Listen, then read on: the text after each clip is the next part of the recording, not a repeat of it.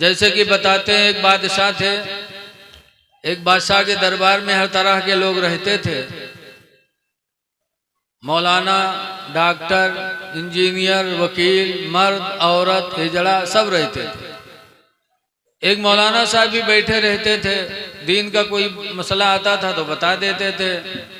शाम को जाने लगते तो बादशाह मुसाफा मिलाता और उसी में 10-20 दे देता। मौलाना साहब की जिंदगी गुजरती।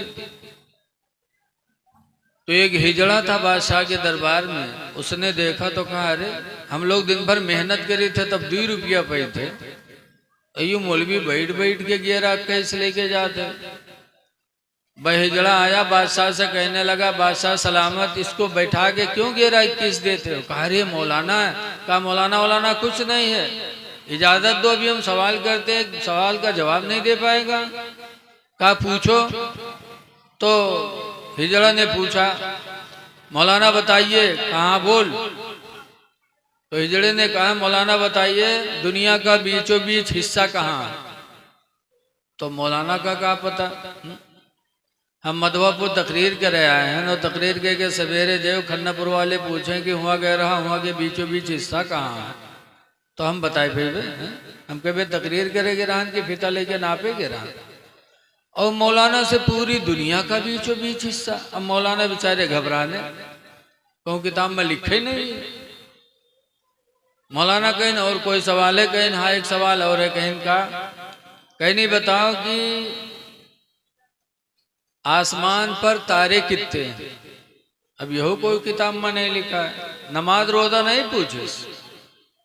मौलाना फिर परेशान, कहीं और कोई सवाल है? कहीं ना एक सवाल और है। कहीं का कहीं नहीं, बताओ कि दुनिया में मर्द कितने हैं, औरतें कितनी? अब यहो कोई किताब में नहीं लिखा है। कहूँ मौलवी मौलाना जनगणना तो करत नहीं है। और परेशान, कहीं और कोई सवाल है? हिजड़ा कह वो यही 3 सवाल के जवाब दे दो। मौलाना साहब ने कहा, बादशाह एक दिन का मुझे मौका दे दो, मैं परसों इन सवालों का जवाब बताऊंगा। हिजड़ा ने कहा, देखा साहब, अगर ये मौलाना हो तो कुछ न कुछ तो बताइबे करो। ये कुछ भी नहीं जानता है, सिर्फ टोपी लगा ली, दाढ़ी रखा ली, सिर्फ मौलवी मौलाना नहीं है। बादशाह नाराज हुए, कहने लगा, अरे जब तुम मौलाना नहीं थे तो फोकट में क्यों तुम मौलवी की लिबास में बैठकर नजराना ले लेके जाते थे? ठीक है, जाओ, अगर परसों इन सवालों का जवाब नहीं दिया तो तुमको फांसी देंगे। और जमाने में जो बादशाह कहते थे करते थे। मौलाना गए घरे। अब कोई किताब में लिखा हो तो खोले खाले देखें दाखें, अब कोई किताबी बात रहबे नहीं करे। परे बेचारे चढ़ा बुखार, कहीं करवट कहूँ करवट, सोचे कि बताए न भाई परसों फांसी हुई, और कोई किताबों में नहीं। इत्तेफाक से मौलाना साहब का धोबी जो कपड़ा धोता था, वो धोबी कपड़ा लेके गवा, दरवाजा खटखटे, मौलाना निकले, चेहरा उतरा हुआ। धोबी ने पूछा, क्या बात है हजरत? कहा, कोई बात नहीं। कहा, नहीं कोई मामला है, बताइए तो। अरे बादशाह के दरबार में एक हिजड़ा रहता है, उसने कुछ सवाल किया, उन्हीं सवाल के जवाब में मैं उलझा हुआ हूँ। कहा, क्या सवाल किया? कहा, यार हमें तंग ना करो, जाओ। कहा, नहीं बताइए तो। तब मौलाना ने कहा, 3 सवाल किया है। पहला सवाल, दुनिया का बीचों बीच हिस्सा कहाँ है? दूसरा सवाल, आसमान पे तारे कितने हैं? तीसरा सवाल, दुनिया में मर्द कितने, औरतें कितनी? तो मौलाना ने कहा, तुमने क्या बताया? तो मौलाना ने कहा, मैंने कहा परसों बताऊंगा। और बादशाह ने कहा, नहीं बताओगे तो तुमको फांसी देंगे। धोबी कहे, जाके आप आराम से लेटो, और परसों जब जाओ आपसे पूछिए तो आप कह देना कि ये छोटे छोटे सवाल हैं, इन सवालों का जवाब तो मेरा धोबी बताएगा और मैं आकर के बता दूंगा।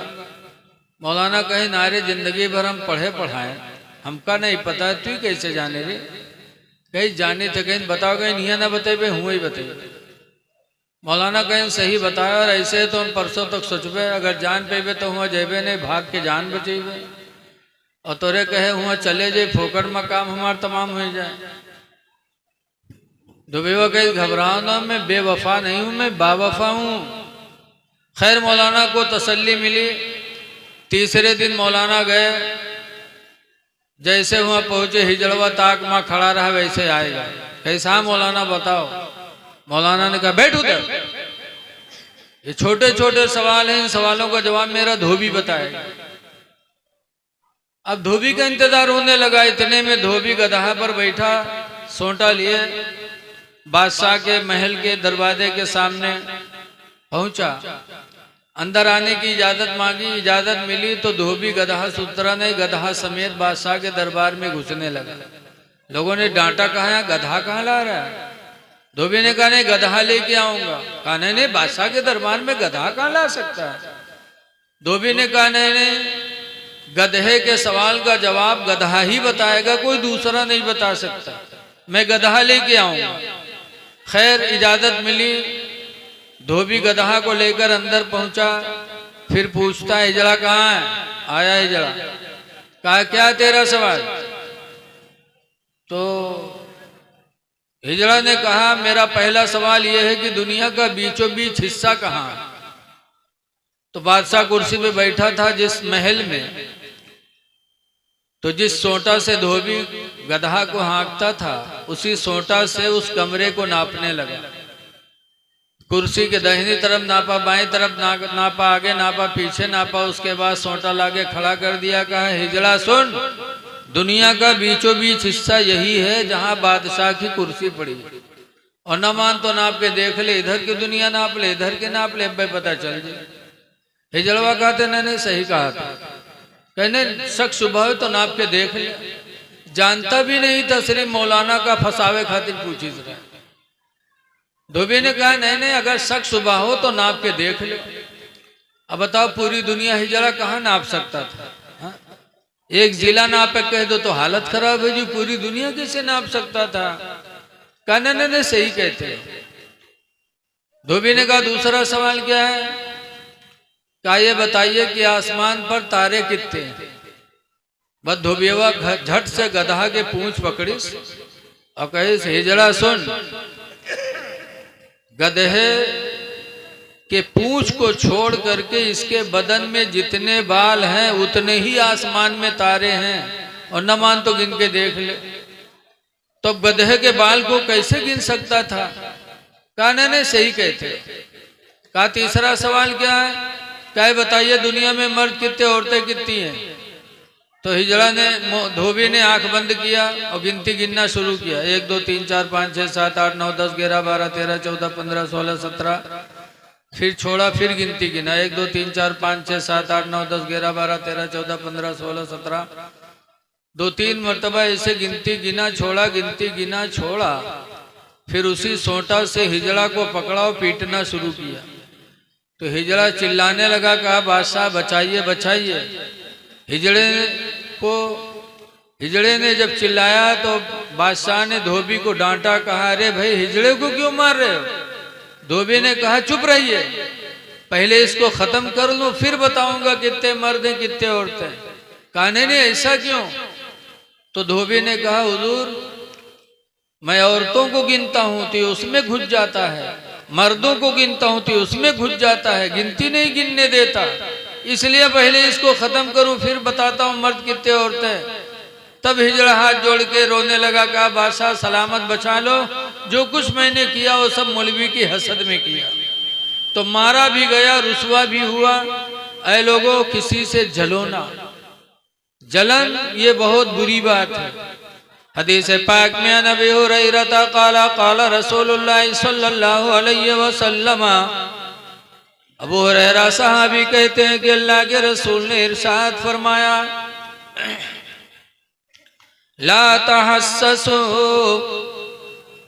किसी को ऐब न लगाओ, वला तजस्ससु, और किसी के अंदर ऐब तलाश न करो, न ऐब लगाओ न ऐब तलाश करो। वला तहासुदो, और किसी से हसद न करो। वला तबागदो, और आपस में बुग़्ज़ न रखो, कीना न रखो। वकुनू इबादल्लाहि इख़वाना, और अल्लाह के बंदो आपस में भाई भाई बन जाओ। ये देखें कौन कौन मौलवी आए, कैसे कैसे आए।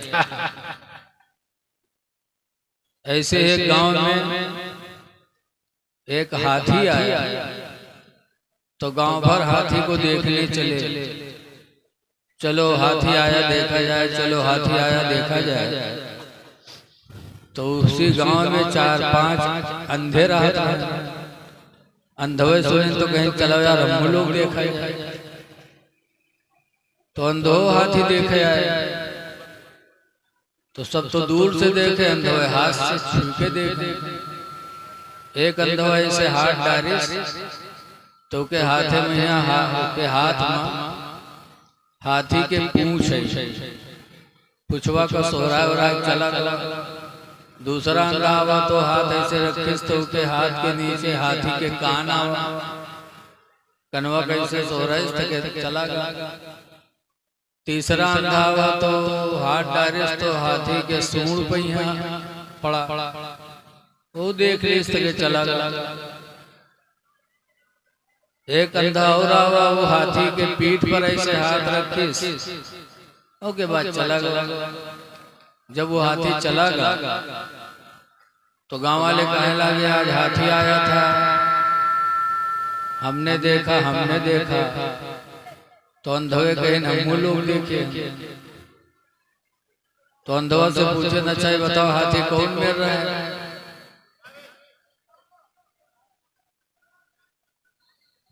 तो जिके हाथ है एक अंधवा से जब पूछे हाथी कौन मिल रहा है तो कहे हाथी ऐसे जैसे कुचरा। अल्लाह लोग जान के लागत है कि हाथे में यहाँ हाथी के पूंछ है, तो कहता हाथी वैसे जैसे कुचरा। दूसरे से पूछे तुम देख रहे हो कौन मेरा हाथी रहे, तो कहे हाथी वैसे जैसे सूप। तो लोग जान के कुछ नहीं के हाथ कान पर पड़ा, कहे हाथी ऐसे जैसे सूप। दूसरे से पूछे तीसरे से कि तुमने हाथी देखा कैसा था, तो उसने कहा हाथी वैसे जैसे डंडा। तो जान के सूंड देखी। पांचवे से पूछा तुमने हाथी को देखा हाथी कैसा था, तो कहा हाथी वैसे जैसे तख्त। लोगों ने समझ लिया कुछ नहीं, इसका हाथ हाथी के पीठ पर पड़ा। अल्लाह अल्लाह। तो जो जिस हैसियत से होता है उसको वैसे ही वो चीज नजर आती है। हजरत सैयदना अबू बकर सिद्दीक रज़ियल्लाहु ताला अन्हु को भी दुनिया की कुछ चीजें पसंद थी। नंबर 1 पर फरमाते हो कि बैलैया मिनद दुनिया सलास। हजरत अबू बकर कहते हैं दुनिया की 3 चीजें मुझे बड़ी महबूब हैं। नंबर 1 पर फरमाते अन्नज़रु इला वजहि रसूलिल्लाह। नंबर 1 पर फरमाते हैं रसूलुल्लाह के चेहरे को देखना ये मुझे बहुत पसंद है। सुभान अल्लाह। सरकार का चेहरा देखा करें। हजरत अबू बकर को बेपनाह पसंद। सरकार कितने हसीन थे सहाबा से पूछो। आला हजरत इमाम अहले सुन्नत रज़ियल्लाहु ताला अन्हु ने भी नबी के चेहरे की तारीफ की है। रुख दिन है या महरे समा,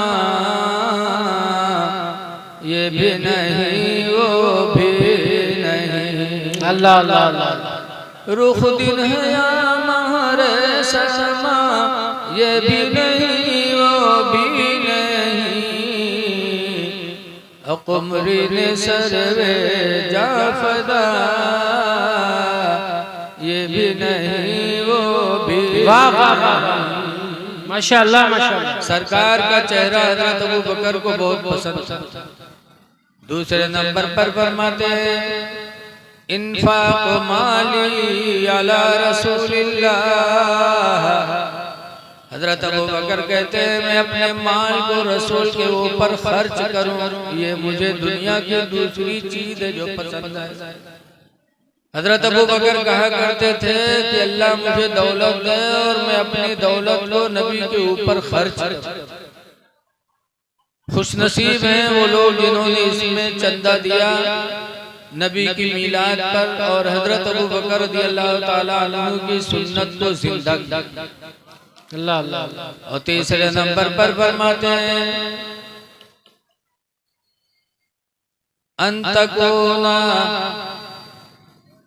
ताता रसूलिल्लाह सल्लल्लाहु अलैहि वसल्लम अंतकोना बिनती ताता रसूलिल्लाह सल्लल्लाहु अलैहि वसल्लम।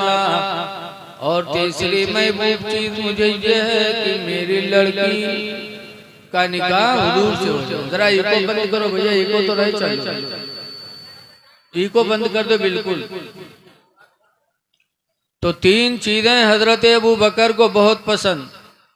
नंबर एक पर हुजूर का चेहरा देखना, दूसरे नंबर पर अपना माल रसूल के ऊपर खर्च करना, और तीसरे नंबर पर कहते थे कि मेरी लड़की की शादी रसूलुल्लाह से हो जाए। तो अल्लाह ताला ने उनकी इस ख्वाहिश को पूरी किया और इसी शव्वाल के महीने में हजरत आयशा रज़ियल्लाहु ताला अन्हा से सरकार की शादी हुई। माशाअल्लाह। हजरत अबू बकर रज़ियल्लाहु ताला अन्हु को हुजूर से बेपनाह मोहब्बत थी, इसीलिए जब हजरत अबू बकर रज़ियल्लाहु ताला अन्हु के विसाल का वक्त आया तो रसूलुल्लाह सल्लल्लाहु अलैहि वसल्लम की बीवी हजरत आयशा से हजरत अबू बकर ने पूछा, क्या ऐसा ये बताओ कि मेरे नबी का विसाल किस दिन हुआ था और मेरे नबी के जनाजे में कपड़े, मेरे नबी के कफन में कपड़े कितने थे? क्यों? उनकी आरजू थी कि जिंदगी में मैंने अपने नबी की हर हर सुन्नत को अदा किया, लेकिन दो सुन्नतें अभी बाकी हैं। एक तो ये कि जिस दिन हुजूर का विसाल हुआ था उस दिन मेरा विसाल हो जाए, और दूसरी सुन्नत ये कि जितने कपड़े मेरे नबी के कफन में थे उतने ही कपड़े मेरे कफन में भी लगाए। अल्लाह अल्लाह। और अल्लाह ताला ने वो हजरत अबू बकर रज़ियल्लाहु अन्हु की ख्वाहिश पूरी की। सोमवार के दिन सरकार का विसाल हुआ, सोमवार के दिन हजरत अबू बकर का विसाल हुआ, और जितने कपड़े कफन में सरकार के थे उतने कपड़े हजरत अबू बकर के कफन में लगाए गए। बेपनाह आशिके रसूल थे, इसीलिए हजरत अबू बकर रज़ियल्लाहु अन्हु के बारे में बताया जाता है, अफजलुल बशर बादल अंबिया बित्तहकीक, तहकीक है कि नबियों के बाद इंसानों में सबसे अफजल कौन है? अबू बकर सिद्दीक, वो हजरत अबू बकर सिद्दीक है। इसीलिए हजरत अली शेर खुदा रज़ियल्लाहु ताला अन्हु से पूछा गया था कि अल्लाह के शेर अली ये बताओ कि हुजूर की उम्मत में सबसे बड़ा पहलवान कौन है? जब हजरत अली से पूछा गया कि हुजूर की उम्मत में सबसे बड़ा पहलवान कौन है, तो हजरत अली ने फरमाया हजरत अबू बकर सिद्दीक ये उम्मते मोहम्मदिया में सबसे बड़े पहलवान हैं। पूछा गया क्यों? तब बताया हजरत अली शेर खुदा ने कि एक जंग के मौके पर यह हुआ कि जंग के टाइम पर हुजूर की हिफाजत कौन करेगा, हुजूर की निगरानी कौन करेगा? इसलिए कि हुजूर का पूरा जमाना दुश्मन था। लोग चाहते थे ये कत्ल हो जाए तो अल्लाह की वहदानियत का ऐलान बंद हो जाए, पूरा जमाना दुश्मन। ऐसे वक्त में नबी की निगरानी करना और हिफाजत करना ये बहुत कठिन काम था, लेकिन हजरत अली कहते हैं कि इस काम के लिए सबसे आगे बढ़े तो बढ़े थे कौन? वो हजरत अबू बकर सिद्दीक रज़ियल्लाहु ताला। सुभान अल्लाह। इसीलिए हजरत अली कहा करते थे उम्मते मोहम्मदिया में सबसे पहलवान अगर कोई है तो हजरत अबू बकर रदी अल्लाह ताला अन्हु। इसलिए लोगों, आज आपने ऐसे शख्स के नाम को आज रोशन किया जिनका एहसान हम तमाम उम्मत मुस्लिमा पर है। अल्लाह ताला इस जलसे की बरकतें हम सबको, आप सबको अता फरमाए।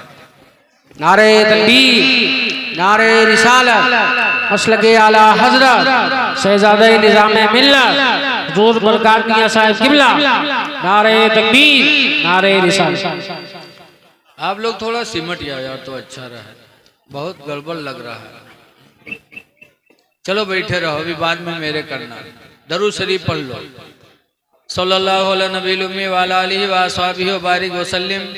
सलातुम व सलामुन अलैका या सय्यदी या रसूल अल्लाह सल्लल्लाहु तआला अलैहि व सल्लम।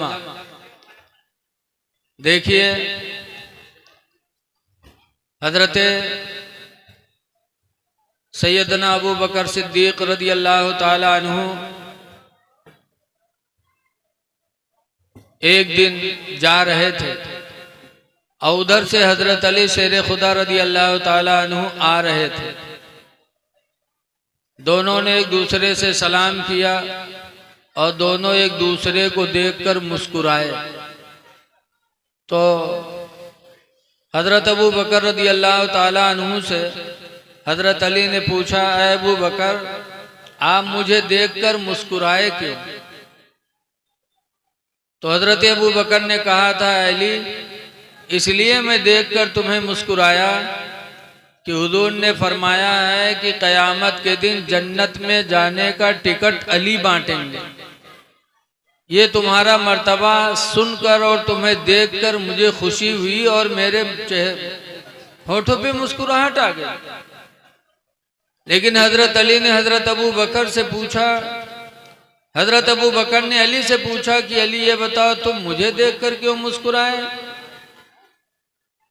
तब हजरत अली कहते हैं कि आपको देखकर मुझे इसलिए मुस्कुराहट आई कि मैंने भी हुजूर से सुना है, हुजूर ने फरमाया है कि अली, कयामत के दिन जन्नत में जाने का टिकट उसी को देना जिसके दिल में अबू बकर की मोहब्बत। सुभान अल्लाह, सुभान अल्लाह। आपको देखकर, आपका मर्तबा सोचकर मुझे खुशी हासिल हुई। ऐ लोगों, इनकी जिंदगी से एक सबक मिलता है कि हम किसी के मर्तबे को देखें तो खुश हों, हसद न करें, जले ना। लेकिन आज हम लोगों में है, अभी प्रधानी के इलेक्शन है, ऐसे ऐसे उरहू गुरहू खड़े हो गए हैं कि जिनका उनके मिहरुआ खुद वोट न दे, खड़े हो जाइए। लोग समझेंगे कि तू काहे खड़े हो गए रे, तुका को वोट दो? तो कहीं हम जीते चाहे हारे, लेकिन हम फलनवक न जीते दे। हराने की नीयत से खड़े होते हैं, ये हसद है। सहाबा के अंदर हसद नहीं था। किसी को देखकर जलना नहीं चाहिए, न किसी का ओहदा देखकर, न किसी की दौलत देखकर, न किसी का इल्म देख करके जलना नहीं चाहिए। हसद करना ये हम मर्दों का काम नहीं है। आजकल बहुत से लोग मौलवी मौलाना का देख के हसद करत है। देखे नगर बढ़िया ठीक ठाक है मौलवी, तो कहीं लागत है कि मदरसा में इसके हाथ में कोनो मदरसा रसीद आएगी। अगर फटा पुराना देखें तो कहीं जाओ पढ़ाए कोनो फायदा है, मौलवी आना में यहाँ देखो कपड़ा नहीं जुआ। ऐ लोगों, मौलवियों को, आलिमों को गिरी निगाह से न देखो। अब कोई नबी आने वाला नहीं है जो हमको तुमको अच्छी राह बताए। अब यही उलमाए किराम हैं जो हमको तुमको दीन का रास्ता बताएंगे। बेशक बेशक। इसलिए हमें जलना नहीं चाहिए। कुरान की आयत नाज़िल हुई, मा काना मुहम्मदुन अबा अहदिम मिन रिजालिकुम वलाकिन रसूलुल्लाहि व खातमन नबिय्यीन। मोहम्मद तुम मर्दों में से किसी के बाप नहीं हैं, लेकिन अल्लाह के रसूल हैं और आखिरी नबी हैं। साहबे किराम ने पूछा, अल्लाह के रसूल आप आखिरी नबी हैं, आपके बाद कोई नबी नहीं आएगा? कहा ना, तो कहा हम लोगों को फिर दीन कौन बताएगा? सरकार ने फरमाया था मैं आखिरी नबी हूं, मेरे बाद अब कोई नबी तो नहीं आएगा, लेकिन मेरी उम्मत के उलमा तुम्हें दीन बताते रहेंगे, वाह वाह वाह वाह वाह। दीन सिखाते रहेंगे। तो ऐ लोगों, आलिमों से मौलवियों से मोहब्बत रखो। मौलाना साबिर साहब आपके गांव में हैं, आप इनसे मोहब्बत करिए, इनके पास बैठिए और इनसे दीनी बातें करिए और पूछिए। ये नहीं कि बैठने के बाद दुनिया की बात है। आप प्रधान पास बैठो, कोटेदार पास बैठो तो दुनिया की बात करो, लेकिन मौलाना के पास बैठो तो दीन पूछो। इसलिए कि हर आदमी के पास वही होता है, वही देता है जो उसके पास होता है। तो इनकी कद्र करो। इल्म बहुत जरूरी चीज है, लेकिन आज देखा जाता है लोग हसद करते। अभी निकाह हो रहे हैं, होंगे, बारात आएगी, लगभग 25-25 गाड़ी लेके चलते हैं, लगता है कि किसी मंत्री की बारात आ रही है। और के बाद जब इमाम साहब निकाह पढ़ाई हैं, हम मंगी है कि आवन सो, तो कहे दुई कलिमा पढ़ा दी से कि आवन सो। अरे फिर उसके लिए 10 आदमी बटुरेंगे, पंचायत मशवरा करेंगे, कत्ता दी हो मौलवी कहीं 1100 दी कि 1500 दी। अफसोस है कि तुमने 25 गाड़ी जब बंधाया बारात के लिए, तब तुमने किसी से मशवरा नहीं लिया। 10 लाख रुपया शादी में खर्च किया, मशवरा नहीं। और वो इमाम जो तुम्हारे बच्ची को कलमा पढ़ाया, तुम्हारे बच्चे को कलमा पढ़ाकर गुनाहों से पाक करे, इजाबो कबूल कराए, उसको देने के लिए हम लोग सोचते हैं। हदीस पाक में मन क़ाला ला इलाहा इल्लल्लाह फहुवा दखलल जन्नह, जिसने ला इलाहा इल्लल्लाह की बोली बोली वो जन्नती हो गया। तो तुम्हारा इमाम तुम्हारे बेटे को कलमा पढ़ा के जन्नती बना रहा है, तो आप 2100, 2500, 5000 रुपया देने के लिए आप परेशान हैं। हसद न करो, अपने इमामों की कद्र करो। लेकिन आज देखा जाता है कि अगर हसद है तो मौलवियों से,